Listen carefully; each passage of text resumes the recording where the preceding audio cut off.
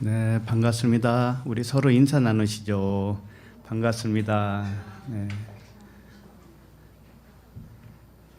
네, 기도하겠습니다. 하나님 아버지 은혜를 감사합니다. 한순간도 쉬지 않으시고 생명으로 역사하시는 아버지 감사합니다.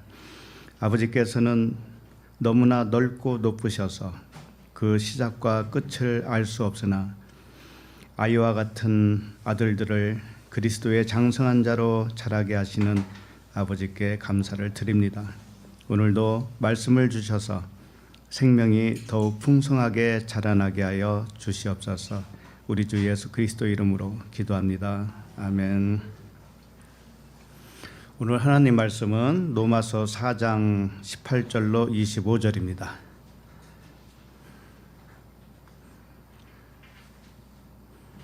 로마서 4장 18절에서 25절.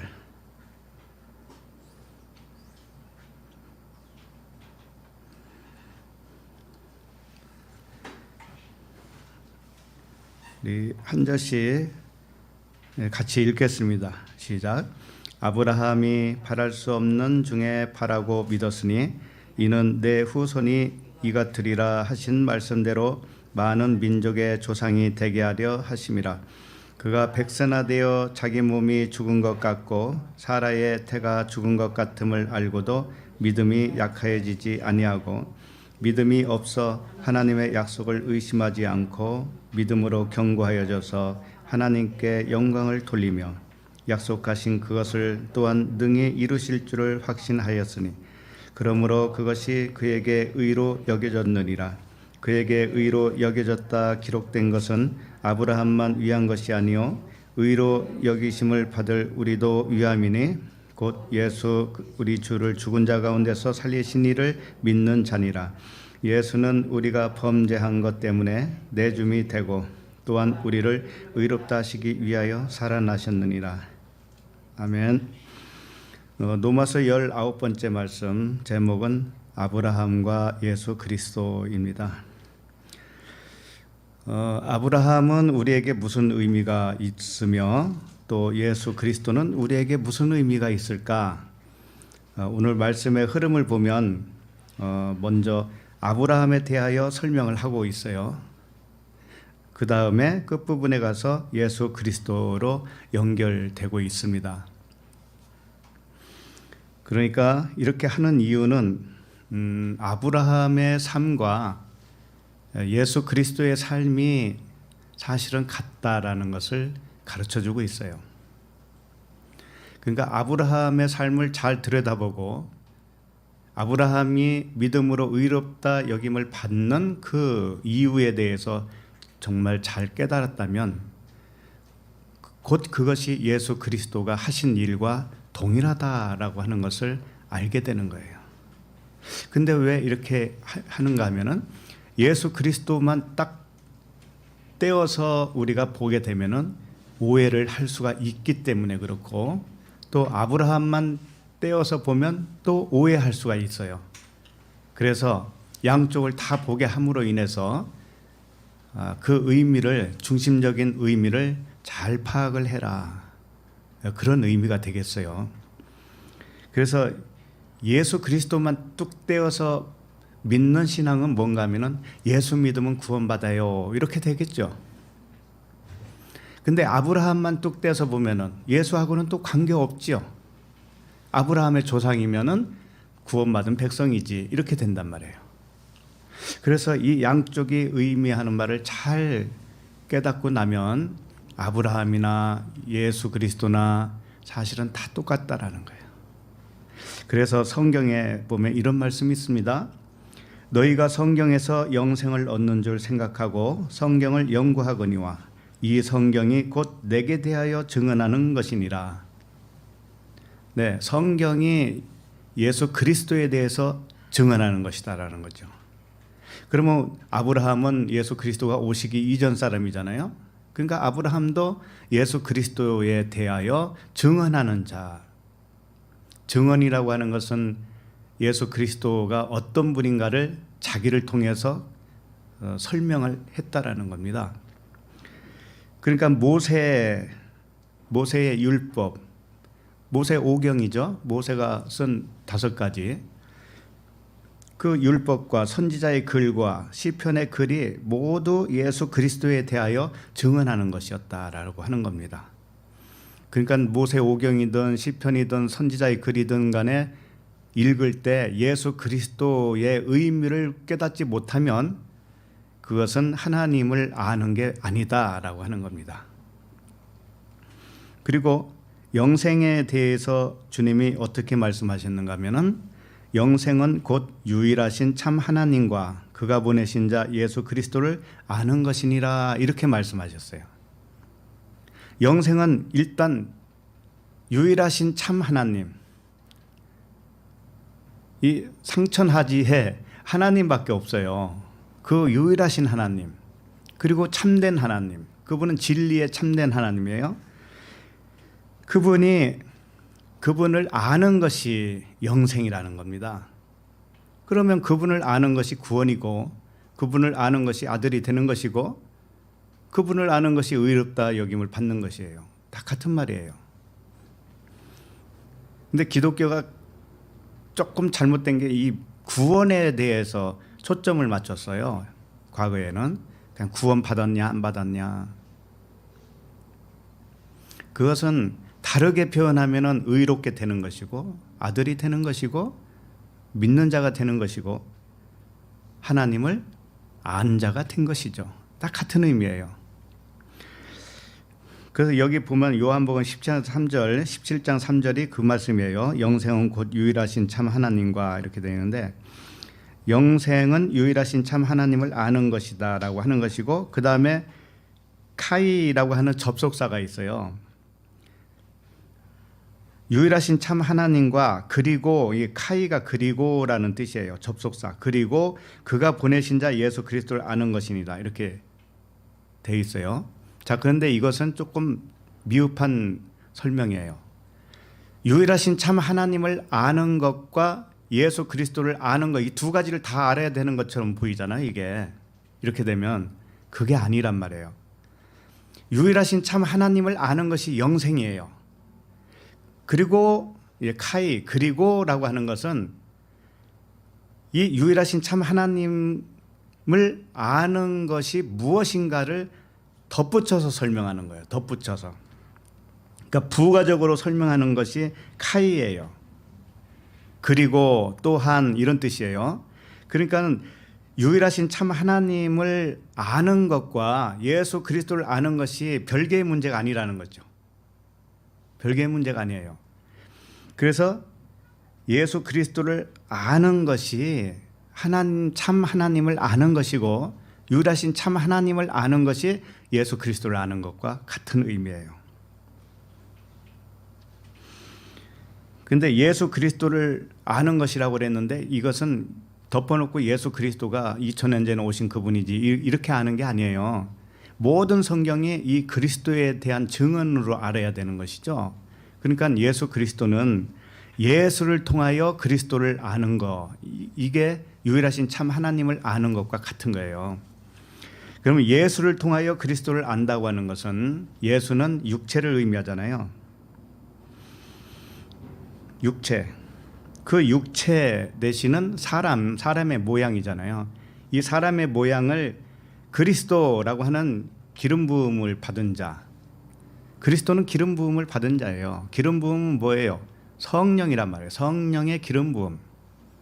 그러니까 그리스도는 성령을 의미하고 그리스도는 진리를 의미하고 그리스도는 아들을 의미해요. 그러니까 예수는 겉에 보이는 육체를 의미하는 것이고 우리 각자가 육체가 가지고 있죠. 육체. 이 육체가 예수라는 뜻이에요. 그리고 보이는 이 세상이 전부 다 예수라는 뜻이에요. 자, 이렇게 생각해 본 적이 있으세요?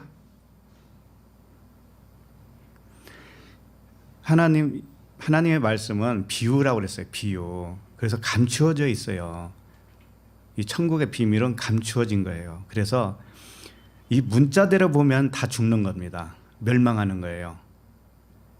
왜? 문자대로 보면 하나님을 오해한 것이고 하나님께 속은 거예요.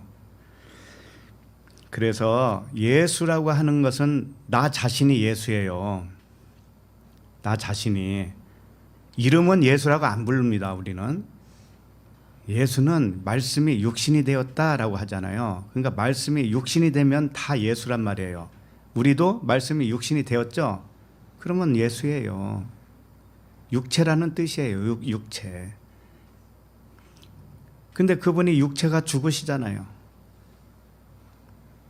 계속 필요했으면 죽으실 필요가 뭐가 있어요, 그분은. 근데 우리도 역시 그분이 죽으신 그 의미를 깨닫고 나서 나도 죽는 거예요, 같이 죽어요. 근데 몸뚱아리가 살아있잖아요, 우리는. 그러니까 무엇가 죽었다고 하는 것이죠? 네? 바울도 그랬잖아요. 내가 그리스도와 함께 내가 하잖아요. 내가 예수가 아니고 내가 그리스도와 함께 십자가에 못 박혔다고 그러죠. 그러니까는 바울 자신이 누구라는 거예요? 예수라는 거죠. 응? 나 예수가 이렇게 나 예수 바울이 그리스도와 함께 십자가에 못 박혔다. 죽었나니. 근데 언제 죽었어요? 바울이 죽었으면 몸뚱아리가 없어야 되는데 왜 죽었다고 할까요? 그러니까 예수 그리스도께서 십자가에 죽으신 것은 뭔가 상징을 보여주고 있단 말이에요. 바울이 자기는 몸뚱아리가 살아있는데 왜 죽었다고 해요? 내가 그리스도와 함께 십자가에 못 박혔나니 그런즉 내가 산 것이 아니오. 내가 산 것이 아니라고 그러잖아요. 산 것이 아니오. 내 안에 누가 산다? 그리스도 안에 산다. 그러면 자기가 누구라는 거예요 또? 그리스도. 바울이 그리스도라는 뜻이에요. 그러니까 우리가 그리스도의 이름으로 기도합니다 할 때 내가 그리스도로서 아버지께 기도한다는 뜻이에요. 아셨어요?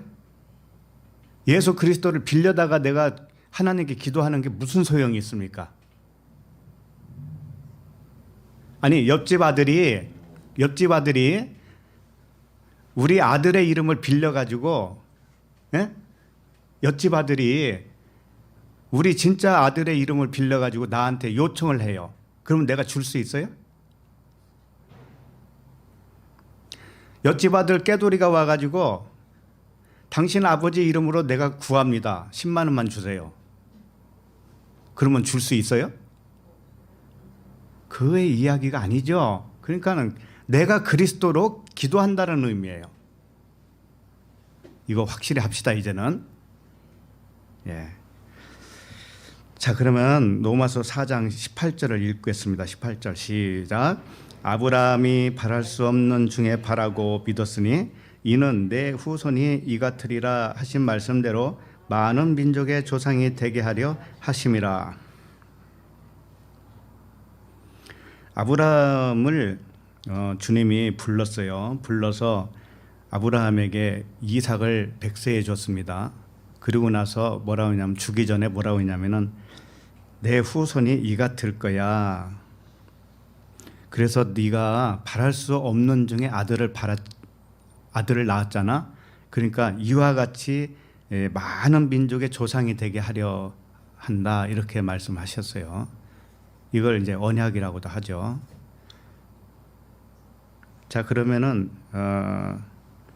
그 부분을 창세기 15장 3절에서 6절까지 일단 살펴보도록 하겠습니다. 창세기 15장 3절.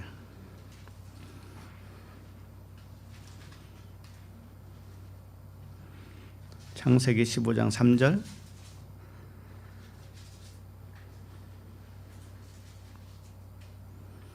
자, 시작.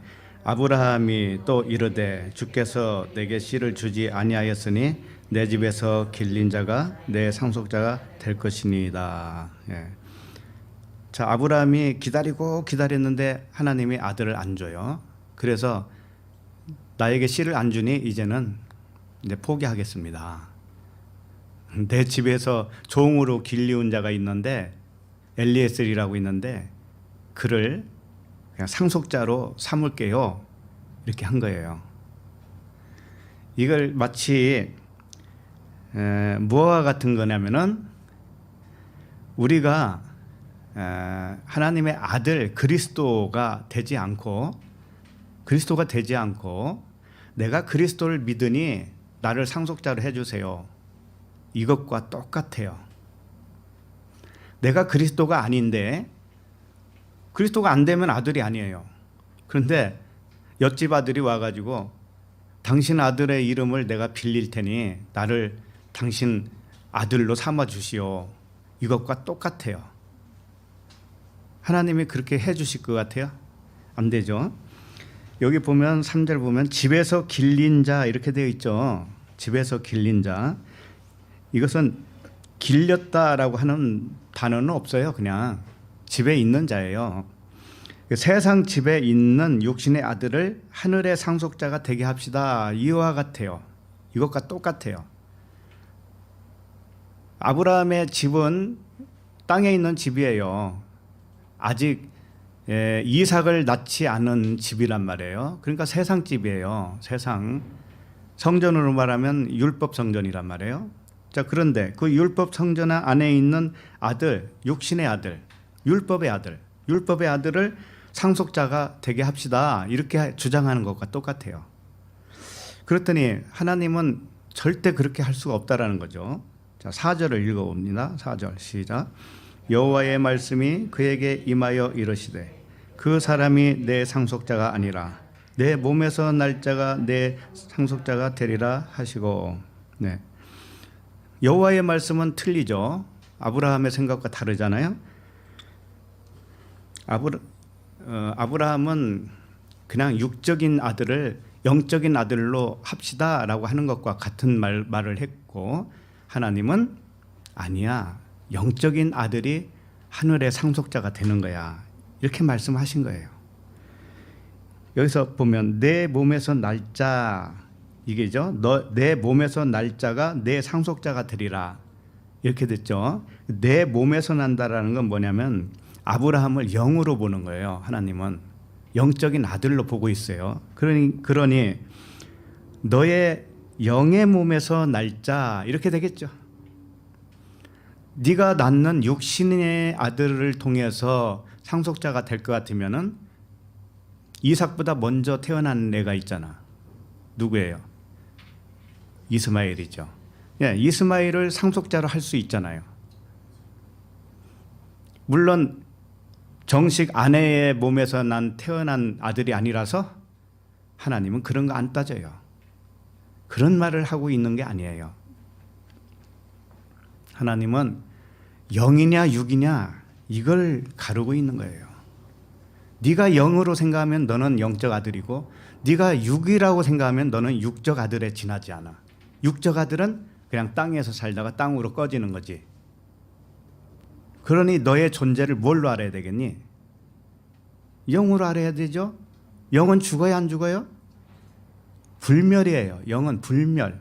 그래서 우리에게는 죽음이 없다고 한 겁니다. 그러면 내 몸은 죽으면 없어질까요? 안 없어져요. 내 몸도 수분으로 70% 됐잖아요. 그러면 내 몸이 영혼이 딱 빠져나가서 이제 몸은 시체가 되잖아요. 그러면 흙으로 돌아가겠죠? 그러면 이 몸도 흙과 똑같은 원소예요. 똑같이 돼요. 흙하고. 그러면 흙을 누가 먹어요? 나무가 먹고 새가 먹고 꽃이 먹고 다 그러잖아요. 식물이 먹잖아요. 그러면 내 몸은 무엇으로 변한 거예요? 식물로 변했잖아요. 또 동물이 먹었으면 동물로 변한 거죠. 그래서 이 몸뚱아리는, 물체는 다 돌고 돌게 되어 있어요. 돌고 돈다고요. 없어지는 게 아니에요. 그러니까 몸도 사실은 죽음이 없어요. 그러면 화장하면 어떻게 될까요? 화장하면 연기 속으로 사라졌지만 그 연기는 남아있지요. 연기가 어디로 가겠어요? 대기에 흩어져 있을 뿐이죠. 그러니까 물질은 없어지는 것도 아니고 영도 없어지지 않아요. 다만 형태를 바꿀 뿐이에요. 몸은 내가 죽으면은 몸은 형태를 또 바꾸죠. 예? 동물의 형태로 바꾸든지. 우리가 먹고 있는 게 뭐예요? 남의 시체를 먹고 있는 거예요, 사실은.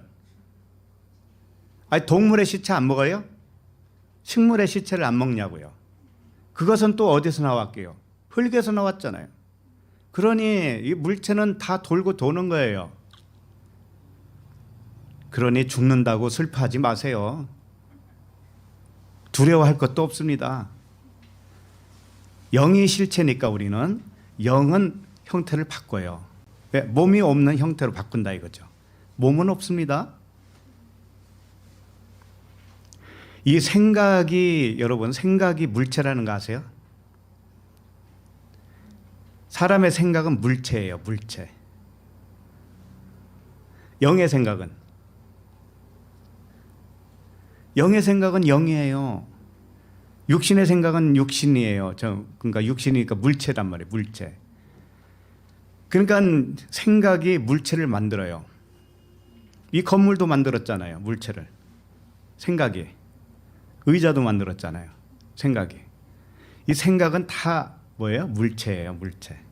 자, 그런데 영은 물체가 아니죠. 영은 물체 아니에요. 그러면 우리가 몸을 벗고 죽는다라고 하면은 영의 생각은, 영의 영체는 물체가 아니기 때문에 사람의 생각을 초월하죠. 그러면 생각이 아까 뭐라고 그랬어요? 물체라고 그랬죠. 건물도 물체죠. 그러면 영은 건물을 통과할까요? 못할까요? 통과하죠. 왜? 이것은 생각일 뿐이니까. 지구 땅덩어리도 생각일 뿐이에요. 그러니까 영은 생각, 그 육의 생각에 제한을 받아야 안 받아요? 안 받으니까 물체를 그냥 통과하는 거죠.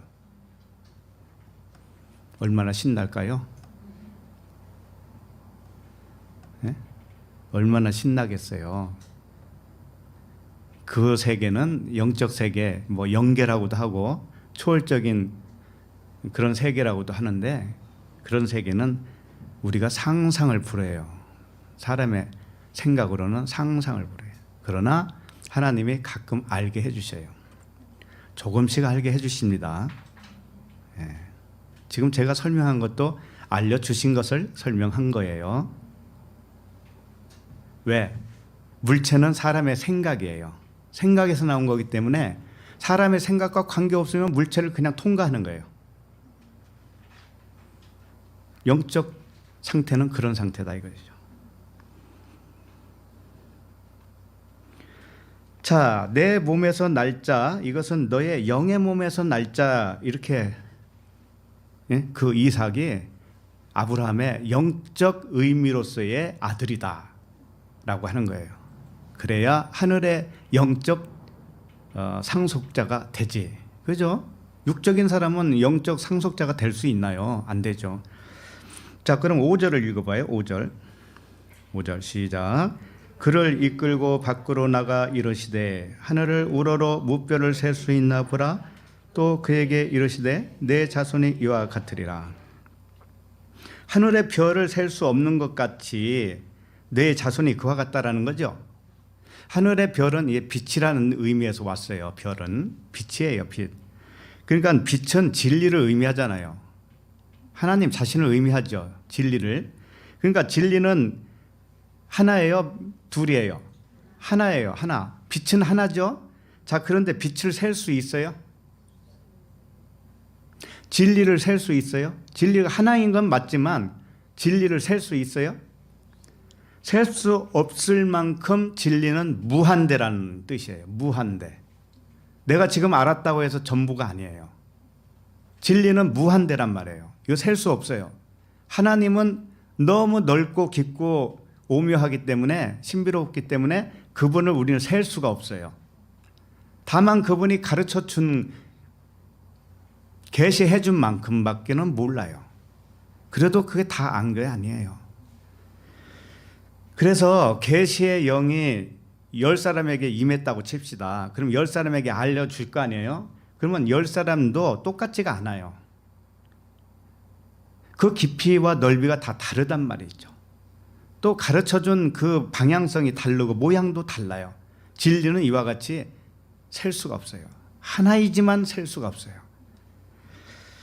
그래서 내 자손이라고 하는 것은 단수로 쓰였어요. 자손, 씨, 제라. 자손 이것을 단수로 쓴 것은 뭐냐면은 그리스도가 진리의 단수라는 뜻이고, 진리는 단수고 하나님도 단수예요. 그럼 우리도 하나님의 아들로서 단수죠. 하나죠. 진리 하나죠. 그래서 한 알의 밀이 땅에 떨어져서 썩어야 된다고 했을 때 그 한 알, 두 알로 안 하잖아요. 한 알로 설명을 하고 있어요. 그래서 이 단수로 쓰여진 거예요. 그래서 무뼈를 셀 수 없을 만큼 빛을 어떻게 세냐 네가, 진리를 어떻게 셀 거냐, 진리는 광대한데, 그와 같이 아들이, 너희 자손은 그와 같은 아들들이야, 영적 아들들이야, 이런 뜻이란 말이죠.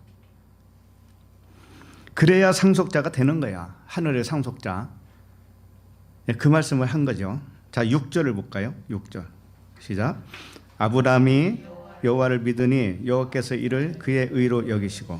네, 아브라함이 어떻게 믿었는가 하면은 육체가 아들이 아니라 영이 아들이다라고 믿은 거예요. 그러니까 사람의 실체를 가르쳐준 말씀이죠. 사람의 실체는 육체가 아니라 영이다라고 하는 말씀을 가르쳐준 거예요. 그래서 우리는 영이에요. 진리예요. 우리는 신이란 말이에요. 그러니 불멸의 존재예요, 우리는. 그러니까 너무 협소하게 이 땅 생각만 하지 마세요. 좀 마음의 시야를 넓혀서 영원토록 우리는 존재한다라는 그 믿음으로 사시기 바랍니다. 자, 그러면은 실제로 우리의 삶이 어떻게 달라질까요?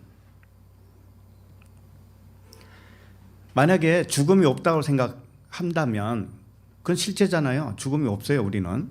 자, 그러면은 지금 사나 죽으나 누구의 것이에요? 네. 그리고 사나 죽으나 생명은 어떤 일을 해야 하네요. 생명은 뭐가 필요해요? 필요하지 않아요. 생명은 생명으로 낳았으면 더 이상 필요한 게 없잖아요. 그것으로 족하죠. 만족하죠. 자, 그러면은 우리가 사는데 어려움이 있습니까? 그러면 죽어도 괜찮다라는 생각을 해보세요. 사는 것과 죽는 것이 하나니까, 죽는 것은 없으니까 죽는 것도 사는 거예요. 사는 것도 사는 거예요. 그러면 어려움이 왔어요? 기분 나쁜 일이 생겼어요? 그러면 죽는 거나 사는 거나 똑같으니까 가만히 계시면 되잖아요. 거기에 요동할 게 뭐가 있어요? 우리한테는 하나님이 다 완벽으로 준비되어 있는 상태입니다. 우리에게는 필요한 게 더 이상 부족한 게 없어요. 근데 부족하다고 느끼는 이유는 뭘까요? 영으로 생각을 안 하니까 그래요. 육으로 생각하니까 그래요.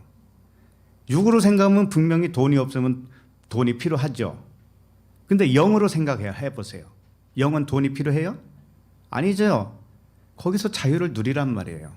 그러면 물질은 필요할 때는 그냥 붙어요. 이것을 믿으셔야 됩니다.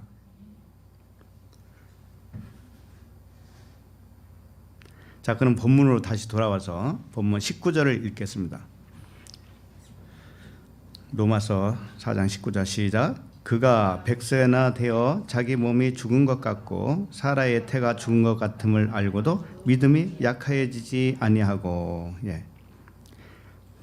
아브라함은 100세가 됐고 사라는 90세가 됐습니다. 그래서 태가 죽은 것 같이 된 거죠. 더 이상 사람을 낳을 수 없는 상태, 이렇게 된 거죠.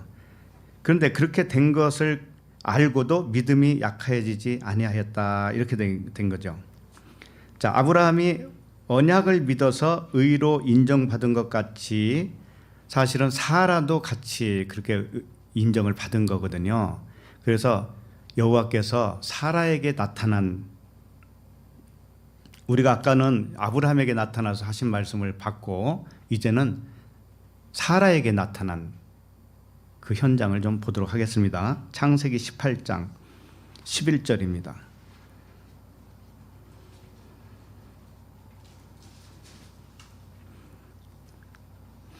창세기 18장 11절 시작.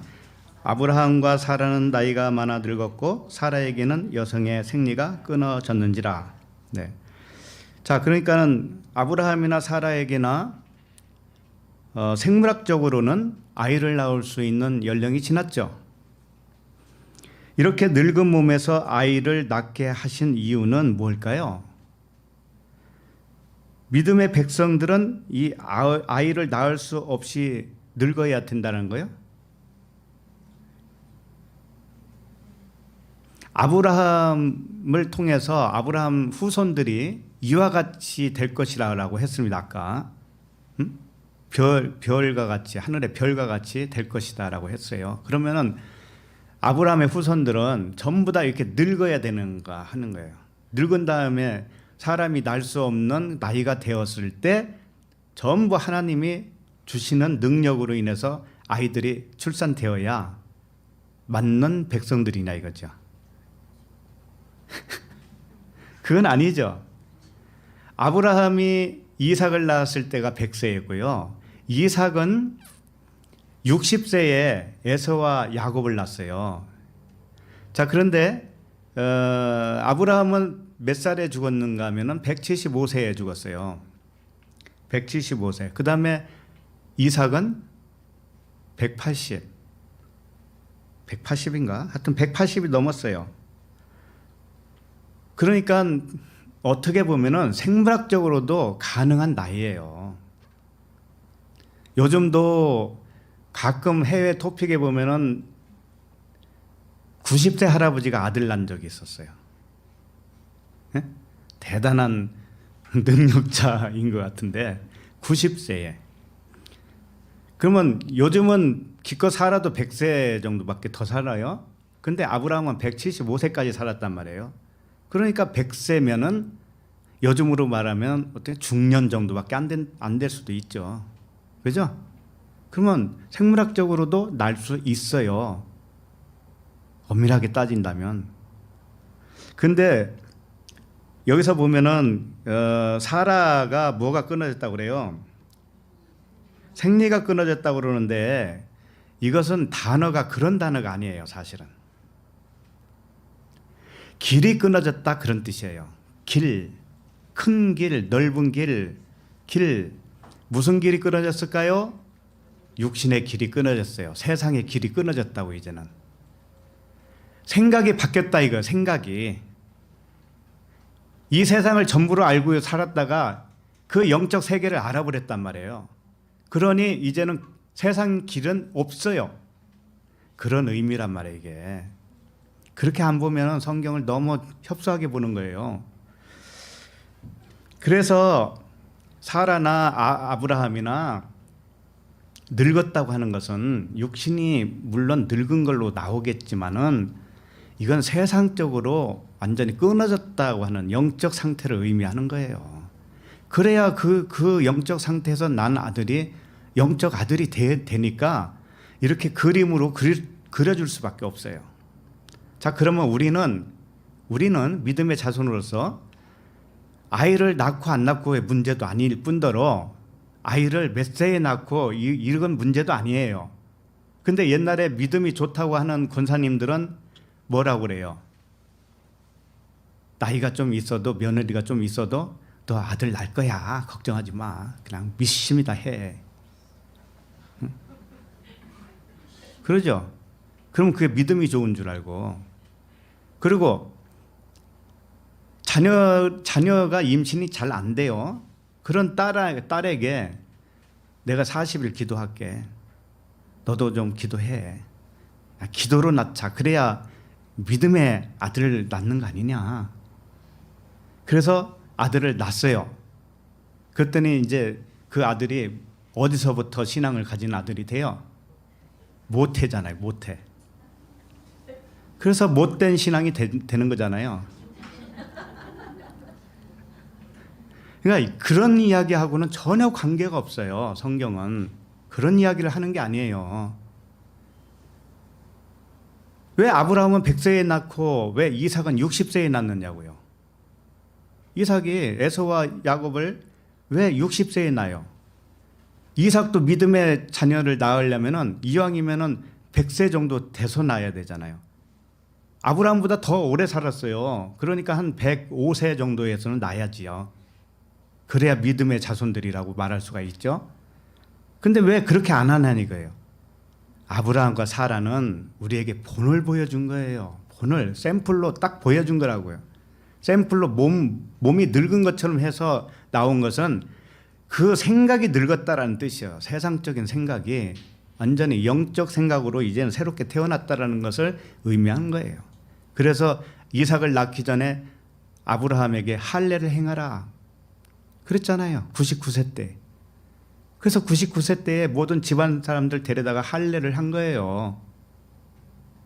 새로운 사람이 된 거예요. 마음의 할례. 땅을 땅으로 안 봐요. 이제는 세상을 세상으로 안 본다고요. 뭘로 볼까요? 그러면 전부 하나님으로 보죠. 하나님의 사랑으로 보죠. 하나님의 능력으로 보죠. 하나님만 보는 거예요.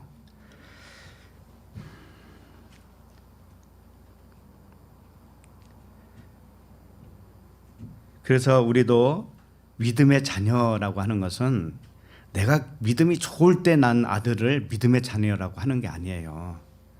내가 기도 빡세게 해서 난 아들을 그게 믿음의 아들이라고 하는 게 아니란 말이에요. 믿음의 아들은 내가 아들이 되는 것이고, 내가 바울은 디모데에게 뭐라고 그래요?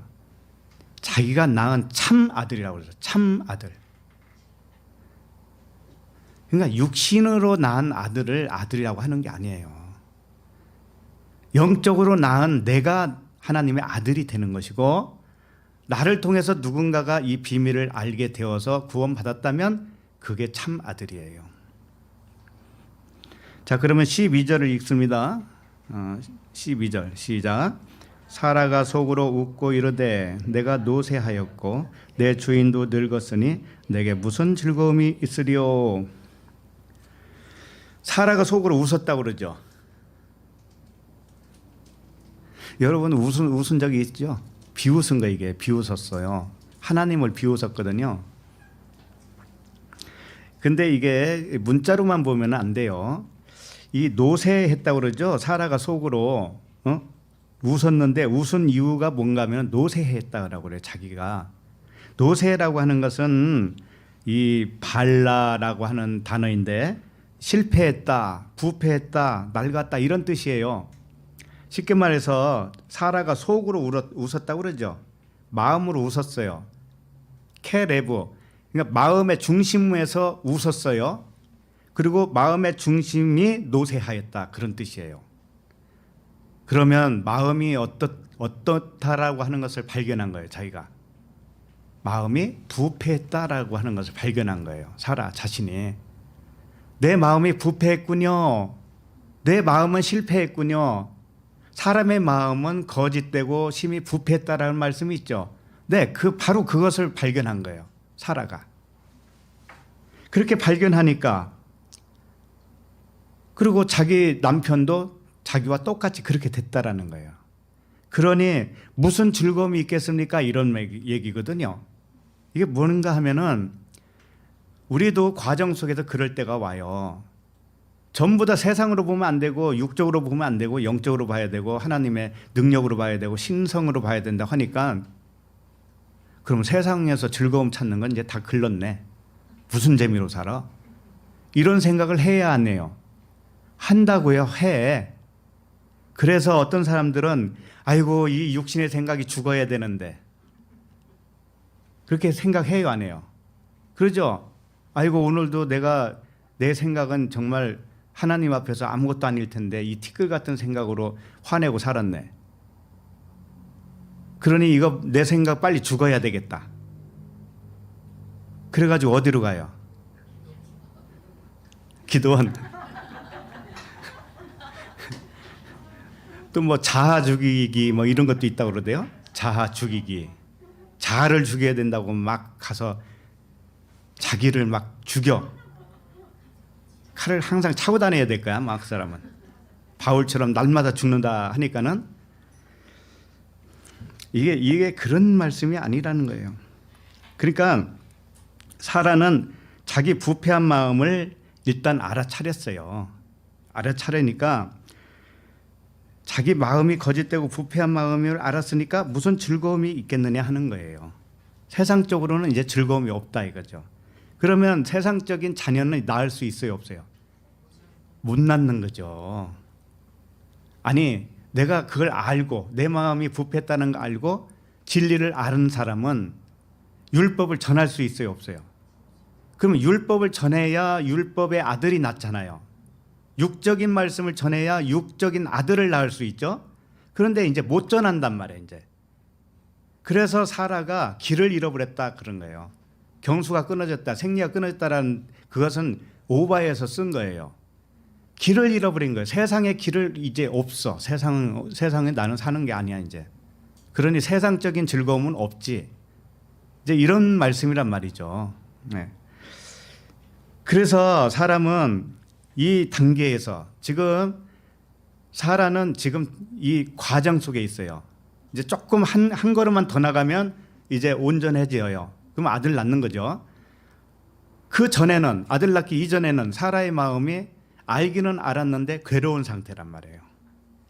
우리들도 마찬가지예요. 영적으로 진리를 알았을 때가 가장 괴로워질 때예요. 왜? 자기를 볼 줄 아니까 이제 아이고 내 속에서 또 이런 게 나왔네. 아이고 이 못된. 그래서 그걸 죽이려고 그래. 육신의 생각을 막 죽이려고 그런다고. 그래서 생각이 죽어져요? 죽어졌다고 착각할 뿐이에요. 자아를 죽여야지 금식하고 그러는데 죽었다고 생각이 될 뿐이에요. 한 3일만 지나보세요. 네? 3일만 지나보시라고요. 어느 분이 그런 말씀을 하시더라고요. 기도원에 가서 3일 금식하고 오면은 정말 이제 성인 군자가 된 것 같더래요. 마음이 한량없이 넓고 뭐든지 그냥 원수가 와도 다 용서할 것 같고 그렇다라는 거예요.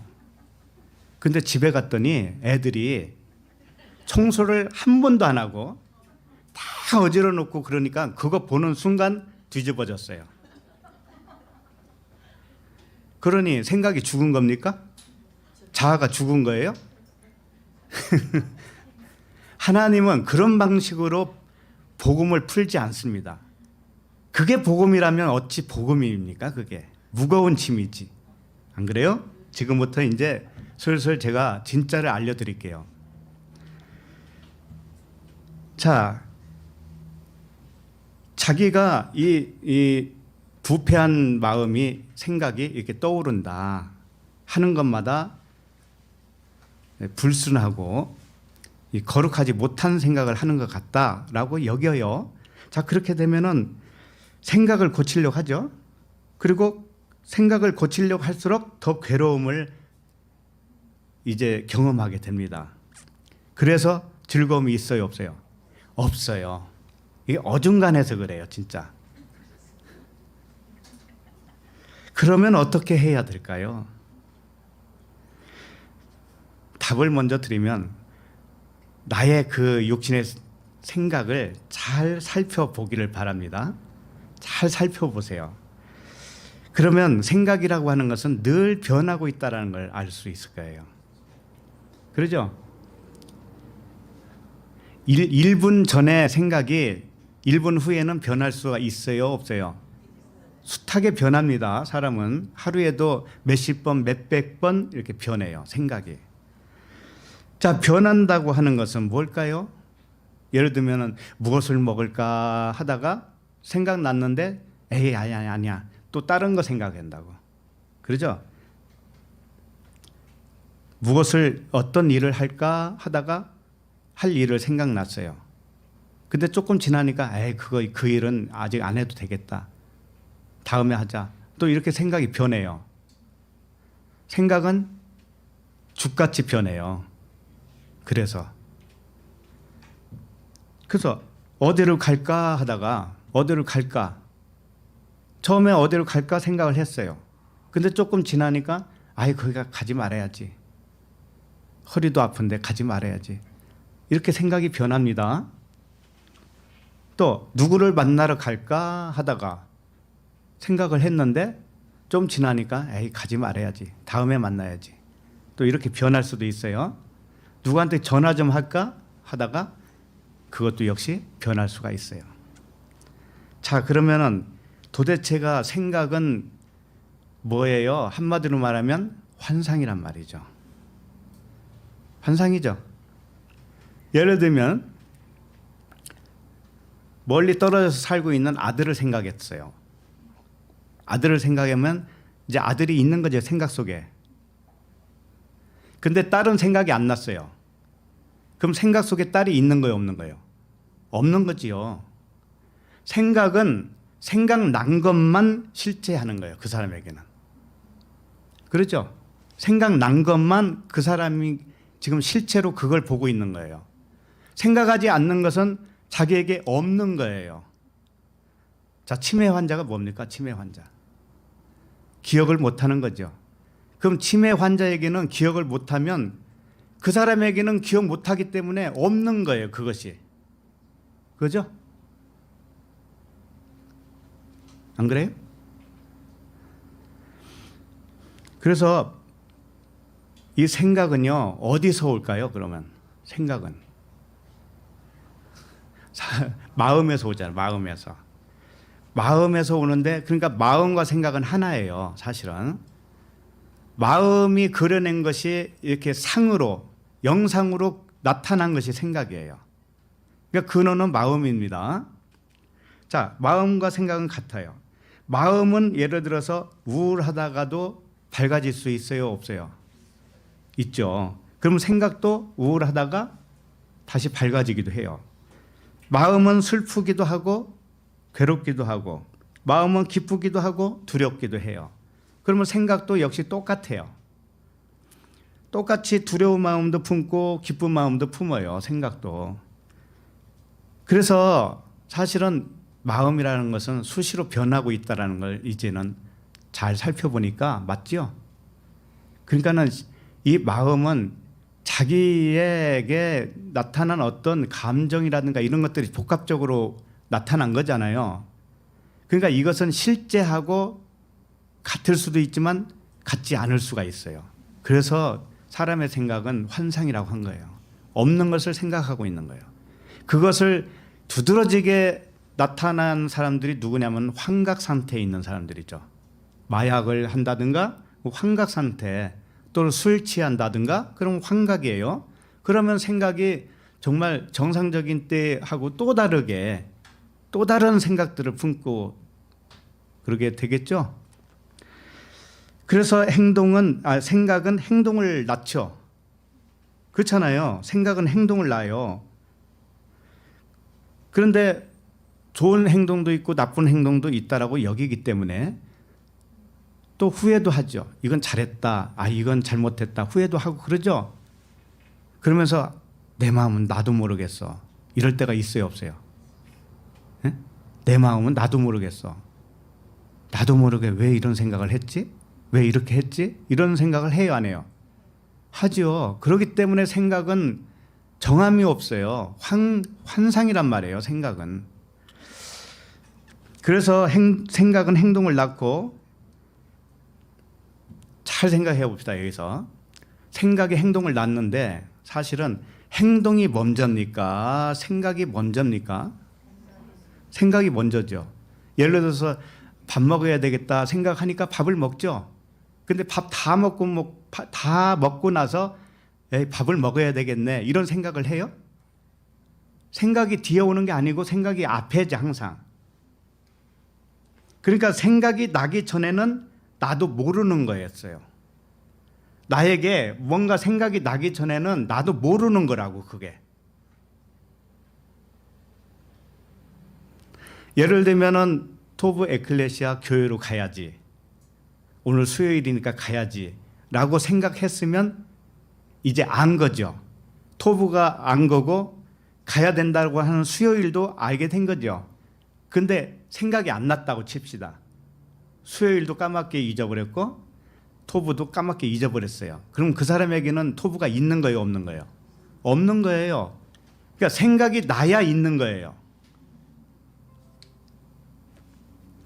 그러니까 생각이 나기 전에는 나도 모르는 것이고 육신의 생각이 날 때 비로소 안 것이 되죠.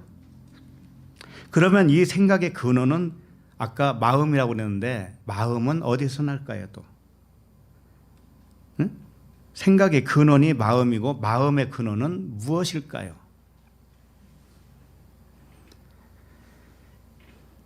이 생각나게 하고 마음을 작동하는 생각을 주관하는 거대한 근원이 있다라는 거 아셔야 돼요. 거대한 근원이 있어요. 그분이 누구예요? 하나님이에요. 나에게 온 영이란 말이에요. 그 영이 내 마음을 주관해서 내 마음에 생각나게 해요.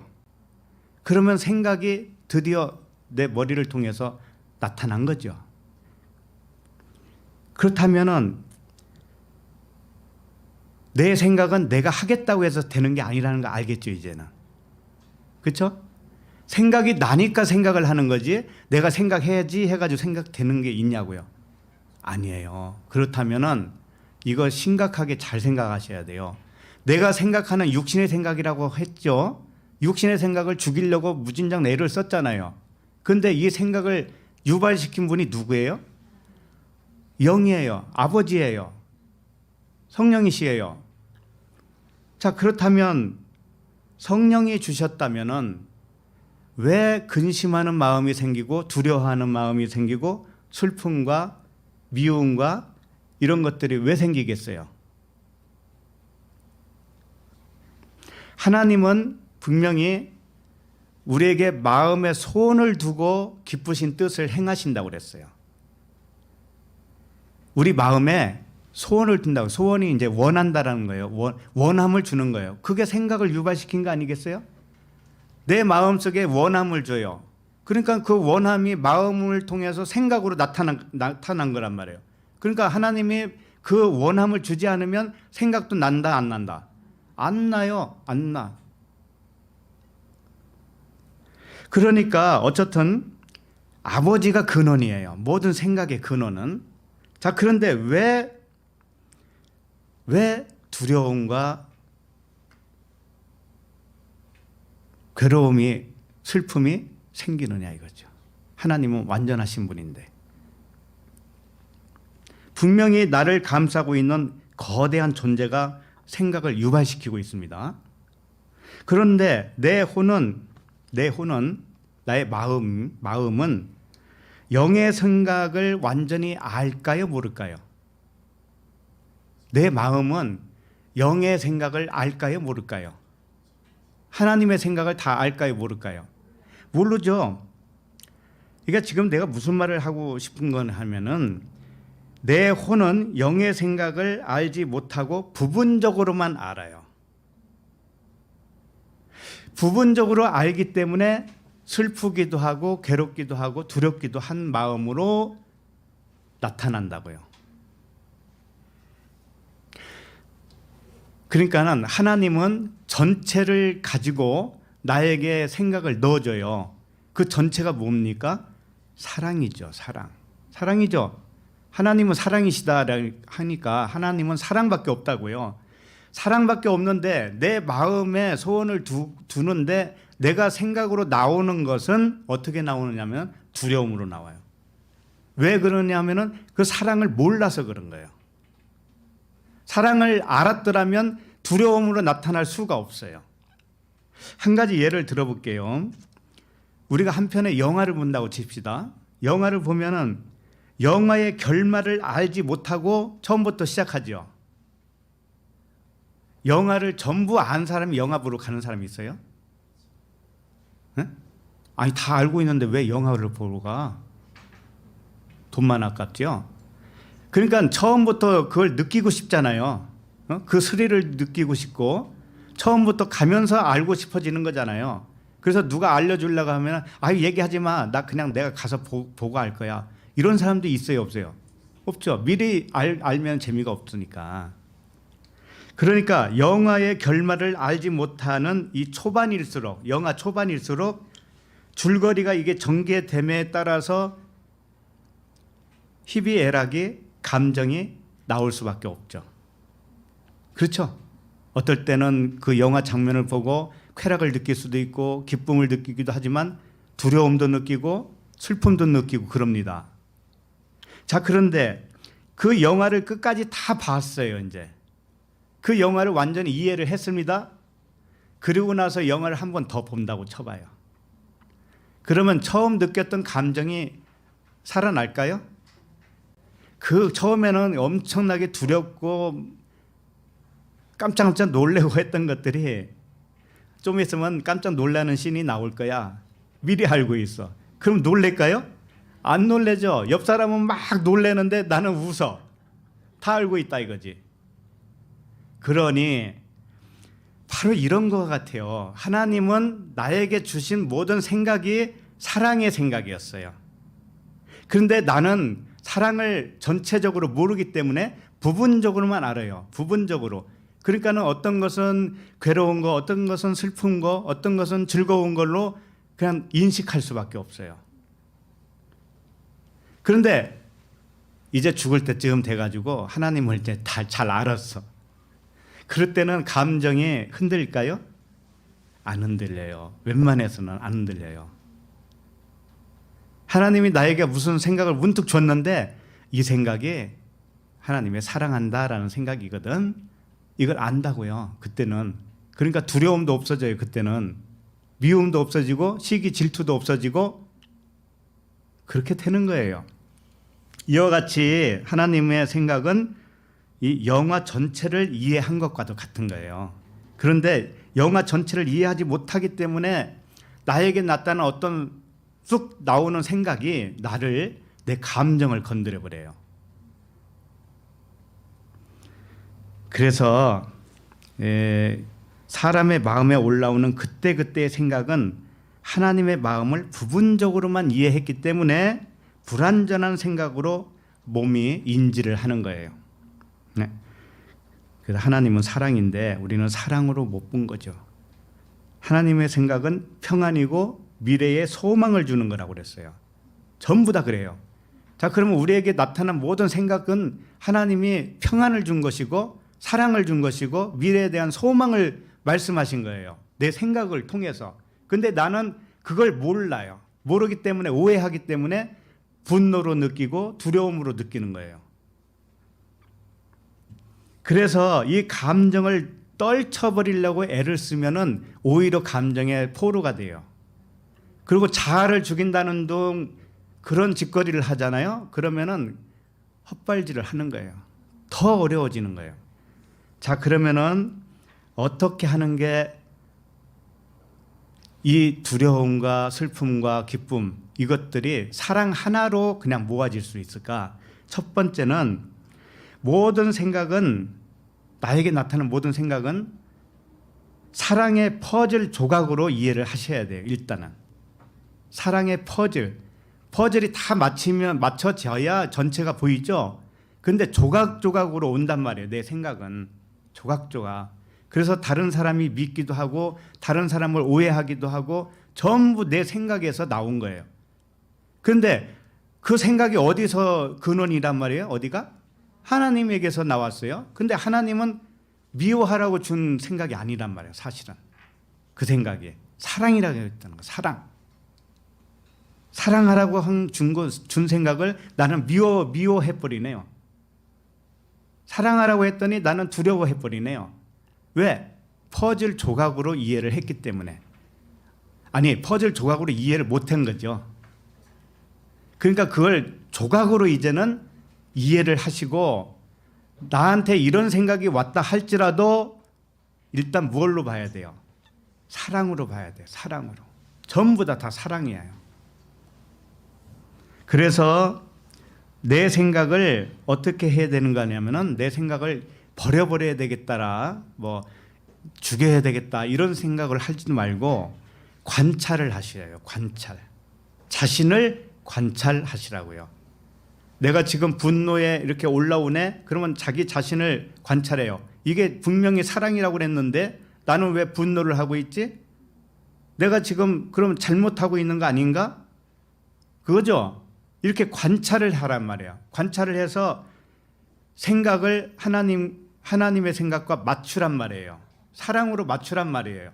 그러면은 그 분노의 생각대로 행동이 가지 않고 멈춰져요. 그러니까 그렇게 하는 것이 가장 바람직한 것이지, 내 마음을 어떻게 자기가 죽인단 말이에요. 이건 있을 수가 없는 겁니다. 그러니까 생각을 버리려고 애쓰는 대신에 뭘 하라고요? 관찰. 지금 내 마음이 이런데 내가 왜 이러지? 이거 사랑으로 못 보고 있잖아. 이렇게 관찰을 하란 말이에요. 그러면은 그 관찰하고 난 다음의 행동은 자연스러운 행동이에요. 어떻게 하든 상관이 없는데 자연스러운 행동이라고 하는 거예요, 그걸. 그러므로 아버지의 사랑의 음성을 부분적인 퍼즐 조각인 줄 모르면 자기는 속은 것이에요. 속았기 때문에 그걸 육신의 생각이라고 하는 거예요. 속은 생각을 육신의 생각이에요. 근데 그걸 퍼즐 조각 부분적으로만 내가 알았기 때문에 내가 이렇구나라는 것을 실체를 알면 그 생각이 영의 생각이에요.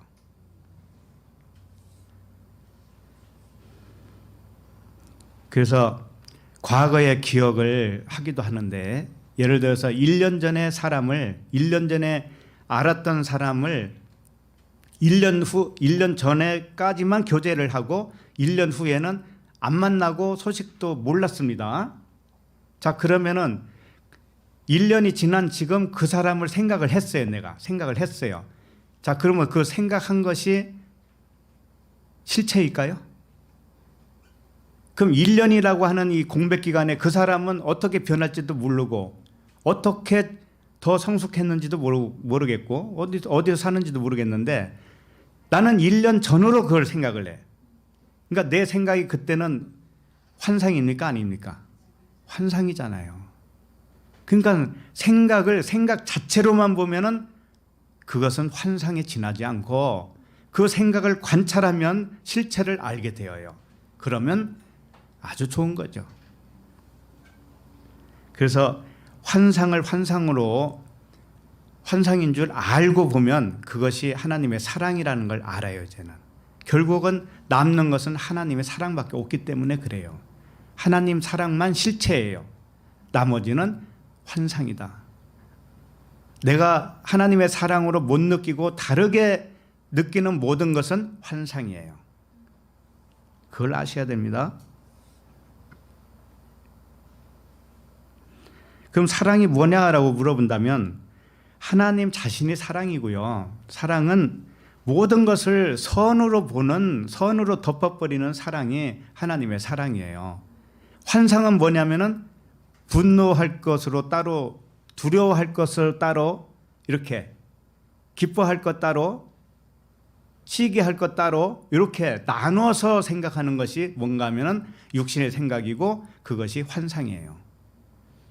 왜? 하나님은 사랑이시기 때문에 사랑 아닌 것은 다 환상이죠. 그죠?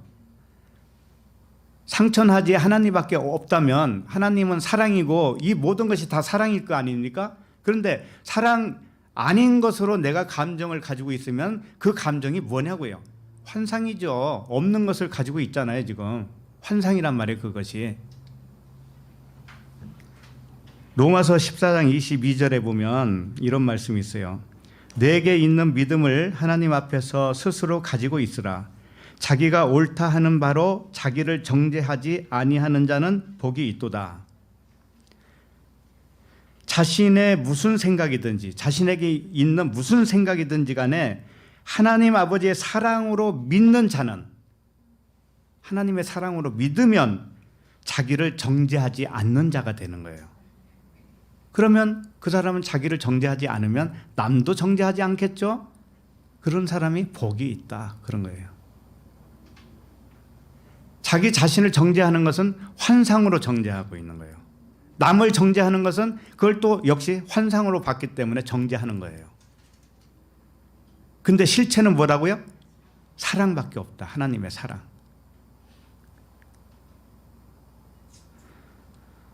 자, 그러면 지금 창세기 보고 있잖아요. 13절을 봐요.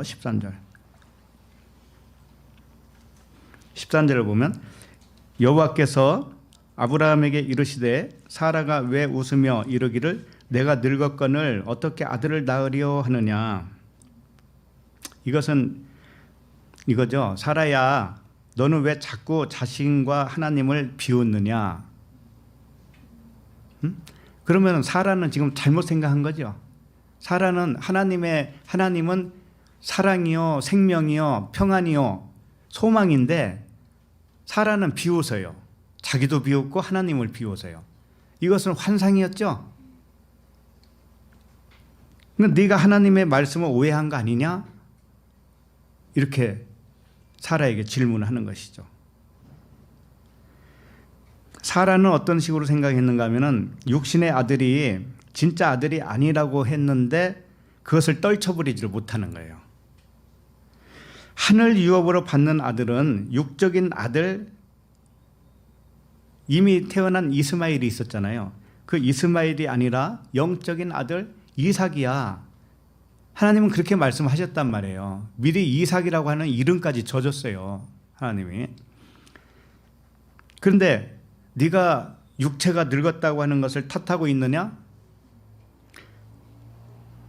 육체가 늙었다는 걸 탓한다고 하는 것은 이게 문자적이에요. 사라가 진짜 늙었어요. 아브라함도 늙었는데 지금 그 얘기를 하고 있는 게 아니라고요. 사람의 마음이 쉽이 부패했다라는 걸 알았다고 했잖아요. 사라가. 그렇죠?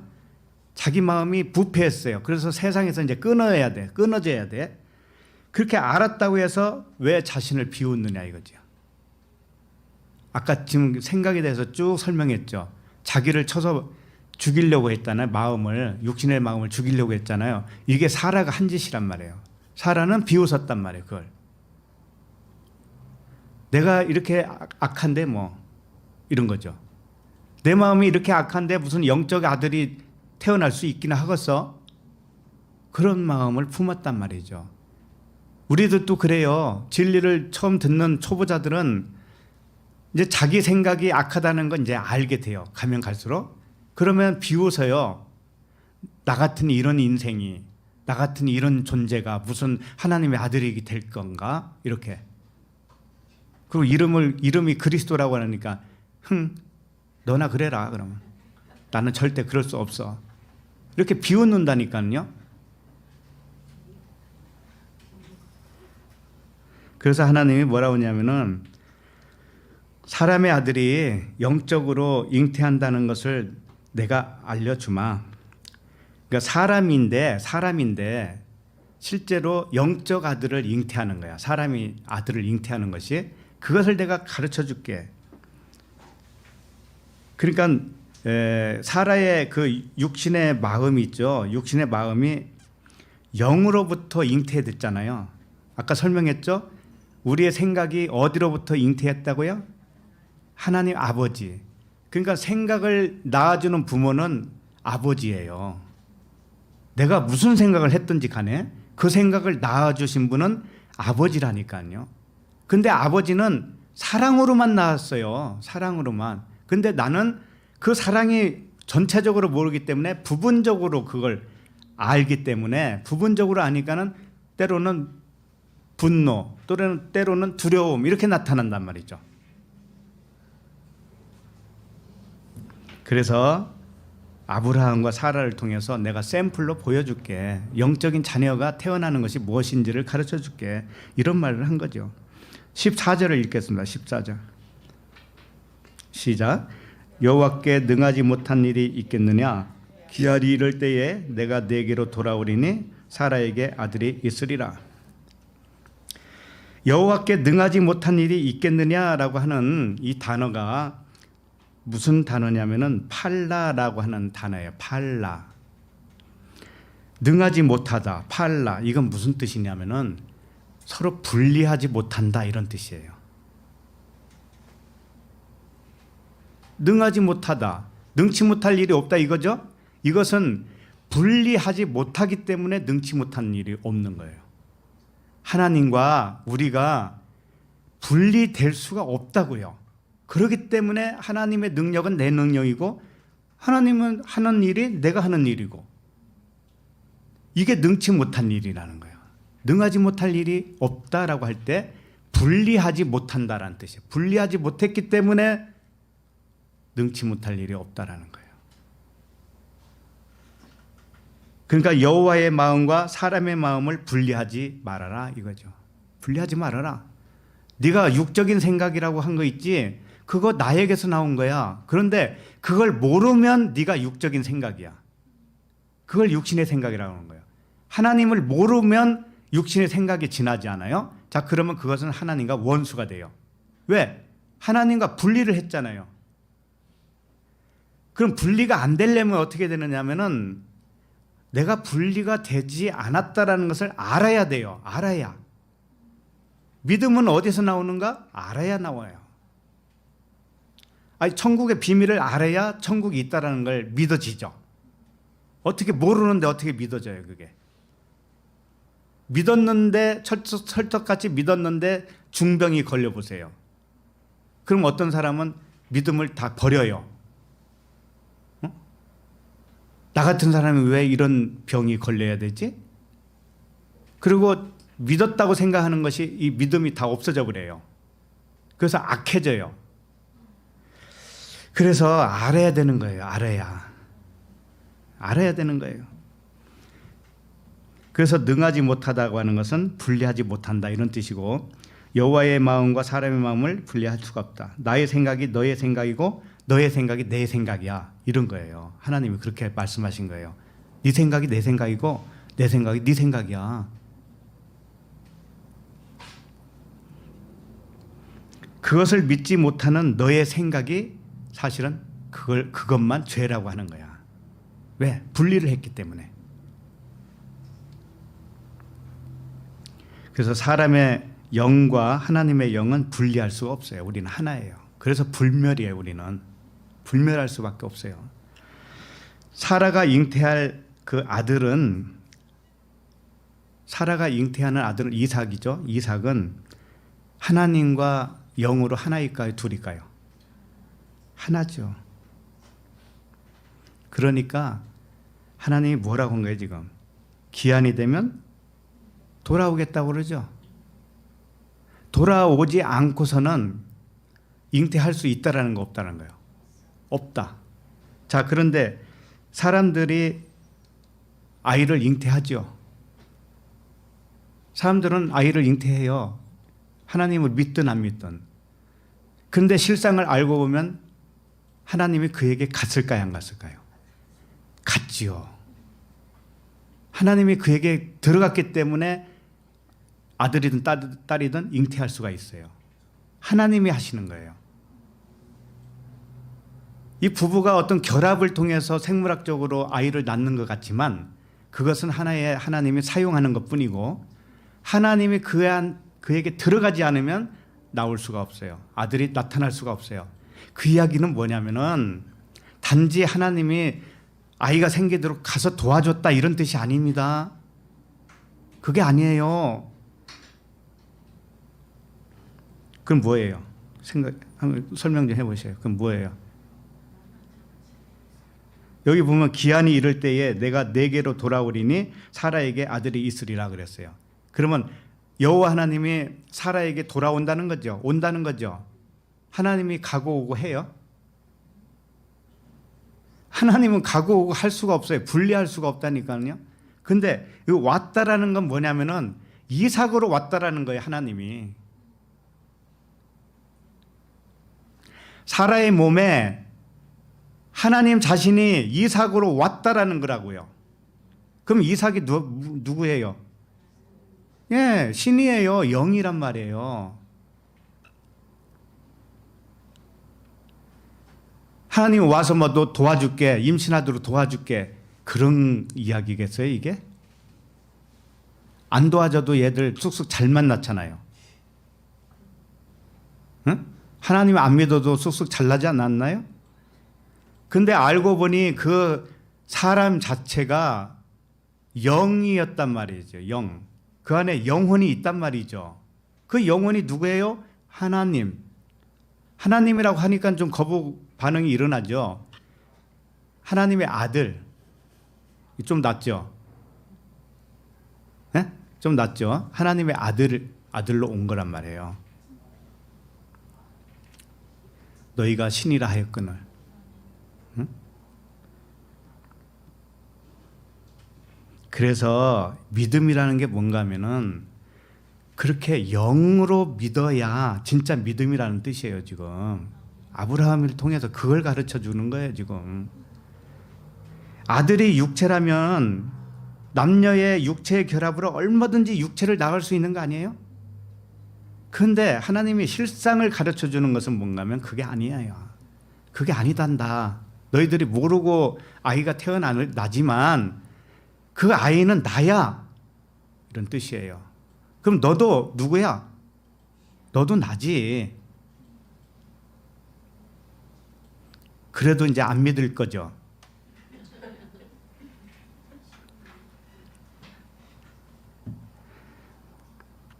그러니까 아브라함과 사라의 교훈은 사람을 하나님의 영으로 알아라, 그리고 믿어라.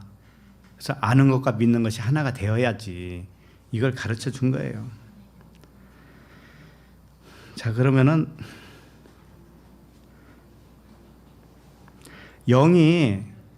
하나님의 영이 그러니까 하나님의 아들 영이 왜 육체의 모양을 취하는가? 그 목적은 무엇인가? 누차 말씀드렸어요. 두 가지로 설명할 수 있는데, 하나는 그분이 나에게 오면 내 생각이라는 혼이 또 있어요. 동시에. 그러니까 내 존재가 둘인 거예요. 혼과 영이 있는 거예요. 혼은 육신의 생각이라고 그러는 거고, 영을 몰라보는 상태. 그럼 나중에 영을 알아보고 영과 같은 마음을 갖죠. 그러면 혼이 구원을 받은 거예요. 그래서 혼과 영이 하나가 되어요. 그 상태에서 몸을 벗어도 그 객체는 그대로 있어요. 몸을 벗어도 혼이라고 하는 하나님의 부분으로 나를 만들었기 때문에 내 혼이 이제는 깨어난 혼으로서 그 영과 한 영이 되어요. 한 영이 되어서 몸을 벗어도 그 객체로서 있단 말이에요. 그러나 객체로 있으면서도 동시에 하나님 안에 있는 거예요. 하나님 아닌 곳은 하나도 없으니까 어디든지 하나님 안에 있어요. 하나님 품에 있다고요. 아버지가 내 안에, 네가 아버지 안에, 이런 상태예요. 그러나 혼은 영과 하나가 되어서 육신을 벗어도 객체로 있는 거예요. 그래서 우리가 수많은 사람들이 있죠. 수많은 사람들처럼 수많은 영이 있을까요, 없을까요? 있어요. 그러나 하나님과 한 영이죠. 동시에 한 영이면서 부분이에요.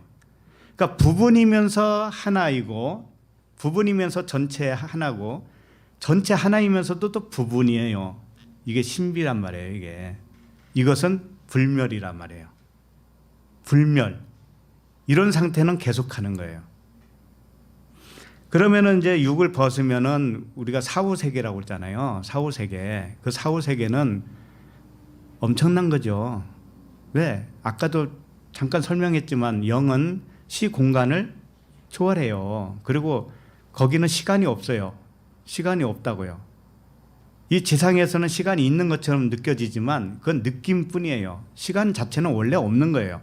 그렇기 때문에 거기는 수천만 년, 수만 년이 지나도 시간이 없단 말이에요. 거기는. 그리고 계속 진화가 일어나죠. 진보. 자, 죽을 때 예수를 믿기는 믿었어요. 근데 진리를 잘 몰라. 그러나 턱걸이로 구원받았다고 칩시다. 턱걸이로. 그러면 그 영혼은 많이 깨어난 거예요? 적게 깨어난 거예요? 적게 깨어났죠. 근데 생각은 물체라고 그랬죠. 생각. 근데 그 영혼은 전통적인 기독교 교리로서 배워서 생각이 형성이 되었기 때문에 천국을 어떻게 생각할까요? 천국 가니까 금길 있고 막 꽃이 있고 찬란한 뭐가 있고 막 변기도 막 순금으로 됐대. 우리도 어렸을 때 그런 간증 듣고 자랐거든요. 그러면 그 사람은 생각으로 몸을 벗어서 천국에 갔는데도 그런 천국이 눈에 펼쳐진다고요. 근데 그건 환상이기 때문에 잠시 잠깐. 거기서 또 이 영혼은 배워나가는 거예요. 계속 진화하는 거예요. 어디까지? 그 전체 하나님 있잖아요. 본체. 그 수준에 이르기까지. 이건 한도 끝도 없다고요. 이제 거기까지만 얘기하고. 그래서 영이 육체의 모양을 취하는 목적은 첫 번째는 영과 혼이 함께 인생을 경험해요. 경험함으로 인해서 하나님이 완전하신 분인 것을 증명을 받아요. 두 번째는 혼이 깨어나서 진보를 이루기 위해서예요. 이 세상은 그 목적이 있어요.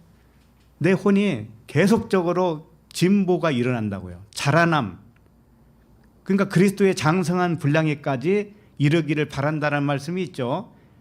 그와 같이 나라고 하는 혼적인 존재가 계속 자라나야 되는 거예요. 덜 자랐는데 죽을 수도 있어요, 그건. 그러나 몸을 벗어도 계속 자라나는 거라고 그랬죠. 예. 그래서 이 절대계라고 그러잖아요. 절대계. 이 나라는 상대계라고 그러죠. 예? 절대계는 보이지 않는 나라. 상대계는 보이도록 나타난 이 세상. 그래서 우리는 이 세상 상대계에서 수명이 다하면 절대계로 들어가요. 그저 방문 하나 이렇게 열고 들어가는 거하고 똑같아. 그러니까 두려워하지 마세요. 방문 열고 들어가는 거, 순식간에 들어가는 거. 순식간에 들어가면 얼떨떨할 거예요, 처음에는. 내 시체가 왜 여기 있지? 내 시체가 왜 관에 들어가 있지? 아마 얼떨떨할 거려. 그러지 않겠어요.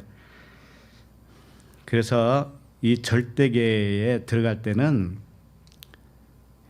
평안으로 말하면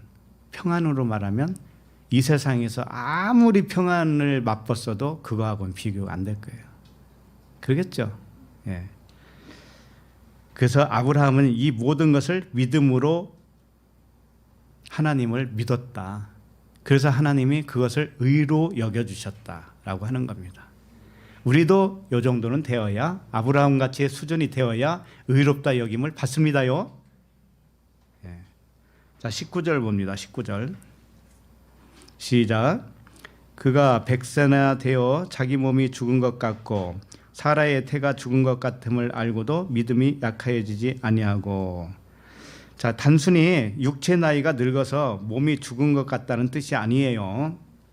육체 나이가 많으면 아들을 낳을 수 없는 것 같이, 이게 비유란 말이에요. 육신의 생각은 후패하여 죽은 것 같이 되었다는 뜻이에요. 속사람은 어떻게 해요? 날로 새로워진다고 그랬잖아요. 그러니까 속사람은 날로 새로워져서 모든 것을 영의 믿음으로 이제는 충만해져요. 이게 아브라함이었단 말이죠. 그러므로 어떤 믿음이 의로 여겨지는가? 모든 만물은 보이지 않는 하나님의 신성을 나타내기 위해서 표면적으로 나타난 세계죠. 이 세계는 그걸 믿는 거예요. 보이지 않는 신성이 나타난 것이지 보이는 것이 보이는 것으로 나타나기 위해서 그런 게 아니란 말이에요. 목적이. 그러니까 보이는 것을 보면서 거기서 신성을 발견하라는 뜻이지, 그 자체를 우상 삼으라는 뜻이 아니고 거기서 신성을 발견하는 것이지. 꽃 한 송이를 보고 완전하신 하나님을 보라는 거예요. 근데 꽃잎이, 예를 들어서 꽃잎이, 장미꽃잎이 이렇게 있는데, 완벽하게 있는데 꽃잎이 몇 군데 떨어졌어요. 몇 군데 떨어져서 사람이 볼 때는 어떻게 느끼냐면, 이 꽃은 좀 불완전하게 느껴져요. 좀 볼품없게 느껴지죠. 뭔가 이렇게 잘생기고 꽉 차야 완전하다고 느끼죠. 그런데 꽃잎을 몇 개 띈 것은 누가 한 거예요? 아버지가 한 거예요. 그것도. 그러면 그 자체가 뭐예요? 완전이죠. 네, 그렇게 보느냐 이거예요. 왜 완벽하게 보이는 꽃만 완벽으로 보느냐 이거죠. 응? 그렇지 못한 꽃도 사실은 완전이에요. 그러면 그런 눈으로 사람을 보면 모든 사람이 어떻다는 거예요? 그 자체로 완전이에요. 그걸 볼 줄 알아야 돼요.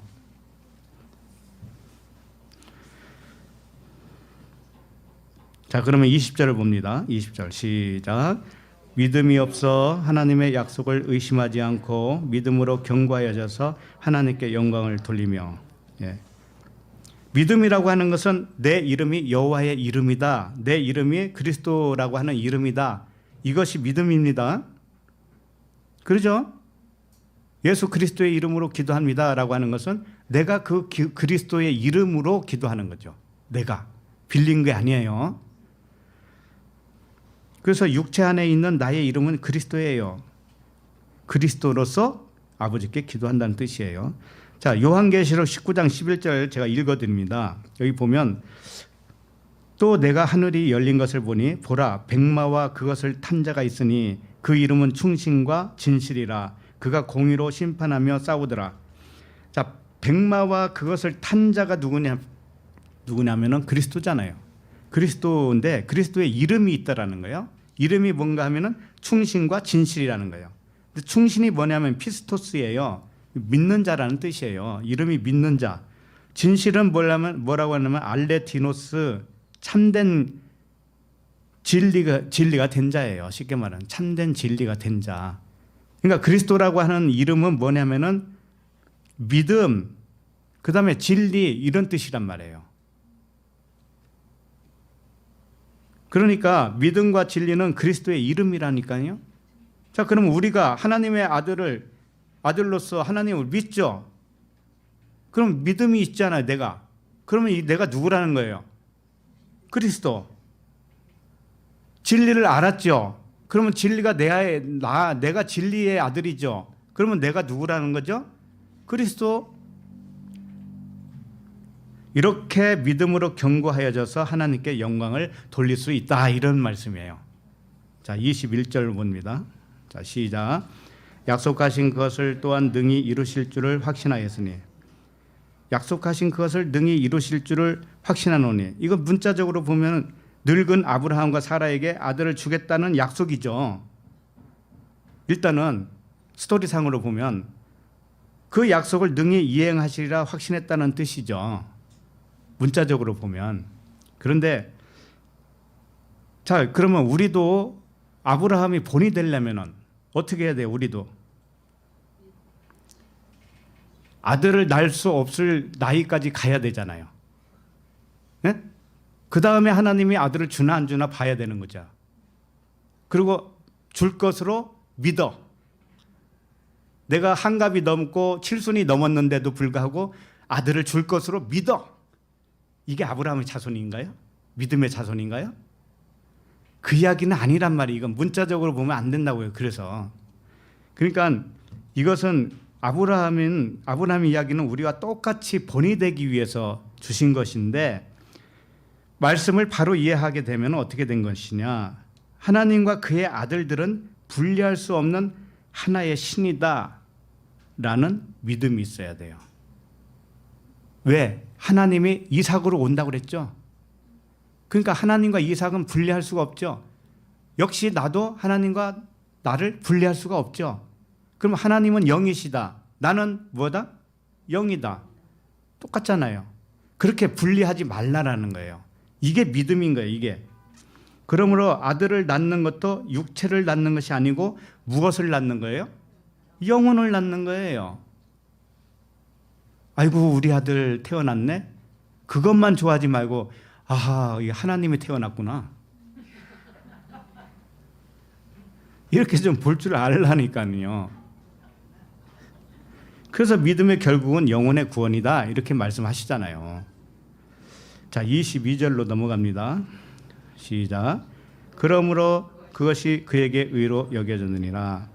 여기서 의라고 하는 건 디카이오 시네라고 하는 거거든요. 디카이오 시네가 보이지 않는 영과 진리로 아는 것을 디카이오 시네예요. 눈에 보이는 것을 의롭다고 하는 게 아니에요. 못 보는 것을 볼 줄 아는 것이 의예요. 그래서 요한복음 16장 10절에 보면은 이런 말씀이 있어요. 의에 대하여라 함은, 의가 뭔가, 내가 아버지께로 가니 너희가 다시 나를 보지 못하며, 이랬단 말이에요. 못 봐야, 예수 육체를 보지 못해야 그게 의야 라고 하는 것이죠. 자, 그러면 예수님을 육체로 안 보면은 예수님을 무엇로 보느냐면은 아버지로 보는 거예요. 응? 하나님 아버지로 본다고.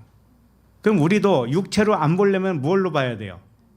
옆 사람을 아버지를 봐야지. 그러니까 예수님이 그랬잖아요. 나를 본 자는 아버지를 보았거늘. 안 그랬어요? 그럼 옆 사람을 보면서 아버지 한번 해보세요. 왜냐하면은 내 생각을 낳는 분이 누구라고 그랬어요? 아버지라고 했잖아요. 부모. 너희가 하나님의 성전인 것과 이런 말씀 들었어요? 성전이 아버지예요. 그럼 내가 아버지라는 거잖아요. 너희가 하나님의 성전이니까 네가 아버지지. 안 그래요? 절대 그렇게 안 믿어질래요?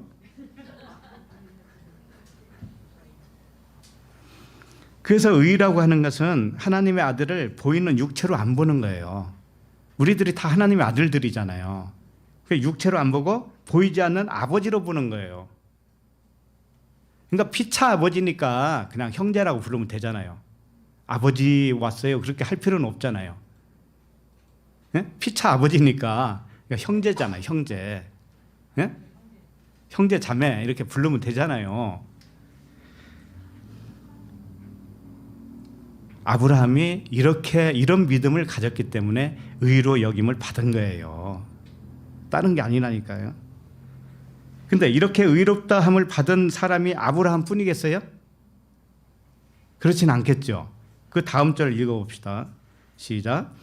그에게 의로 여겨졌다 기록한 것은 아브라함만 위한 것이 아니요. 그죠?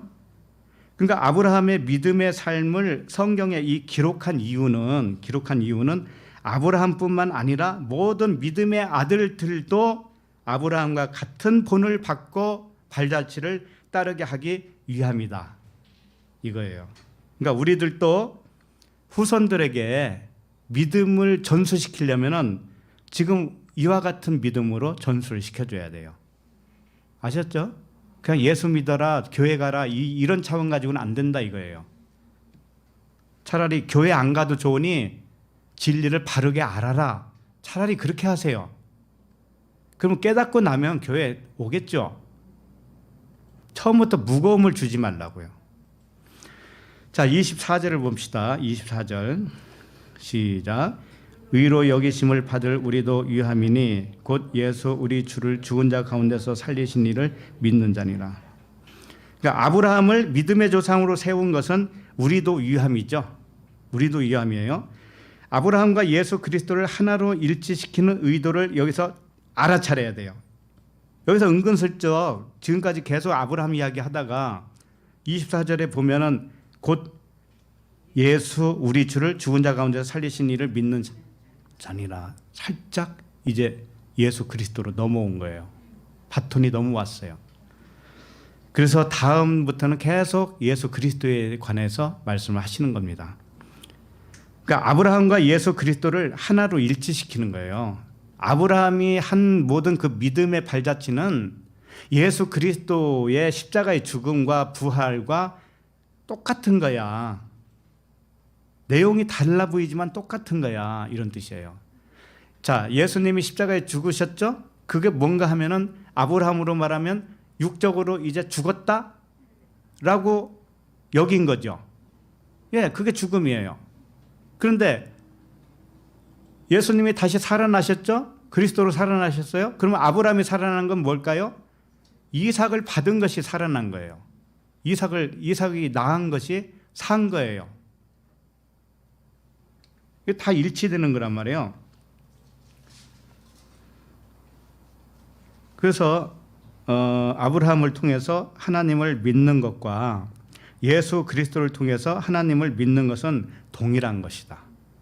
동일한. 그래서 예수 그리스도가 오시기 이전에도 구약 성도들도 똑같이 아브라함을 보고 자기가 본이 되어서 자기 안에서 똑같은 죽음과 부활이 일어난 거예요. 예. 그래서 의롭다 여김을 받는 방식은 동일해요. 구약이나 신약이나 미래나 처음부터 아브라함 이전이나 다 똑같아요. 자, 25절 봅니다. 시작. 예수는 우리가 범죄한 것 때문에 내줌이 되고 또한 우리를 의롭다 하시기 위하여 살아나셨느니라. 예수는 우리가 범죄한 것 때문에 내줌이 됐다고 했는데 범죄가 뭘까요? 아까 생각, 사람의 생각에 대해서 쭉 설명했죠.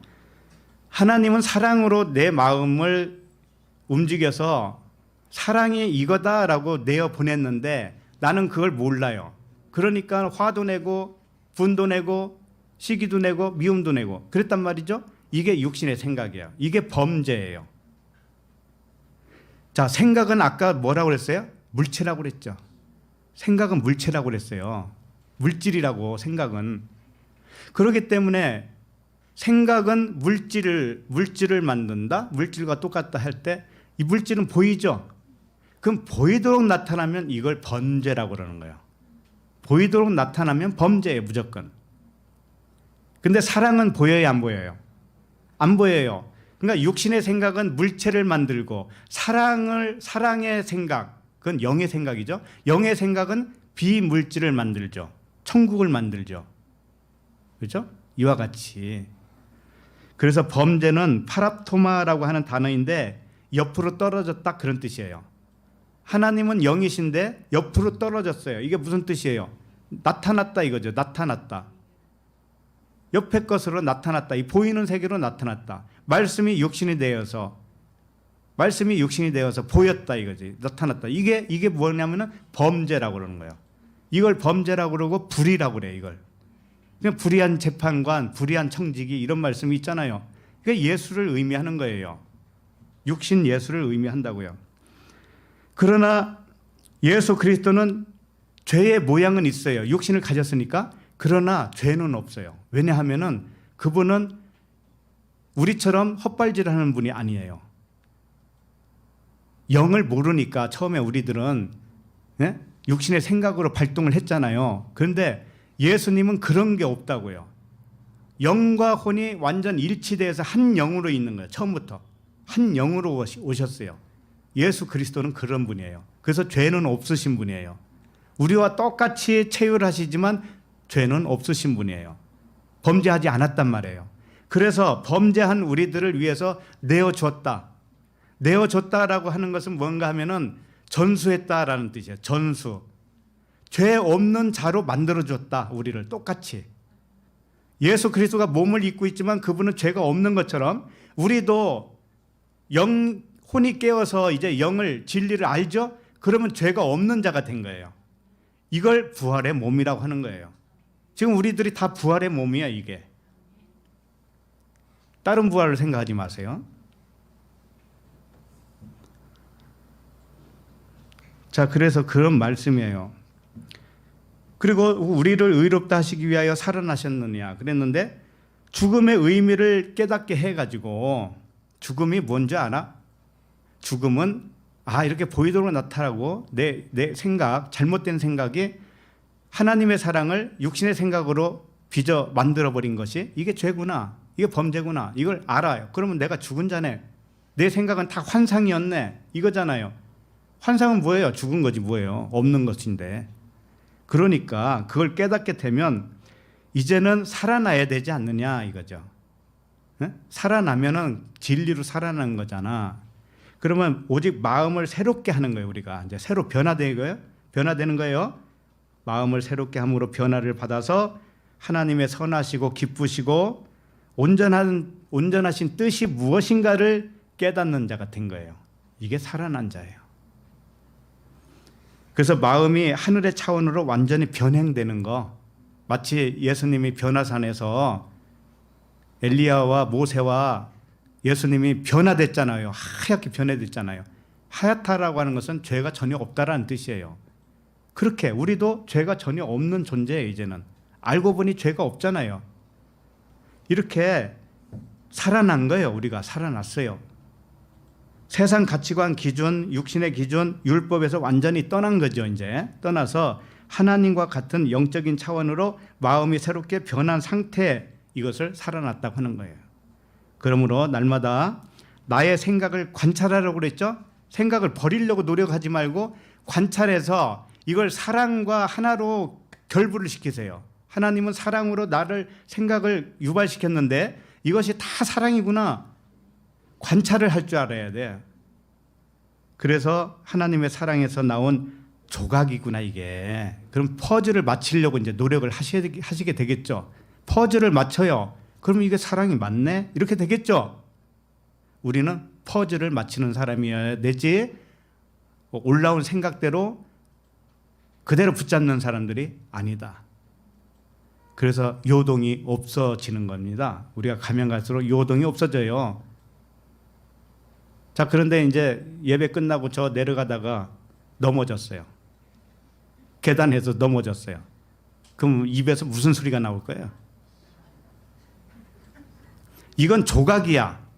하나님의 사랑이 조각으로 나타났단 말이에요, 지금. 그걸 관찰을 하란 말이에요, 관찰. 아픈 것만 생각하지 말고. 넘어졌으니까 재수없다, 이런 생각만 하지 말고, 이걸 하나님이 지금 사랑으로 나를 표현했는데 조각으로 왔기 때문에 나는 지금 퍼즐을 맞춰야 돼요. 관찰을 하시라고요, 관찰.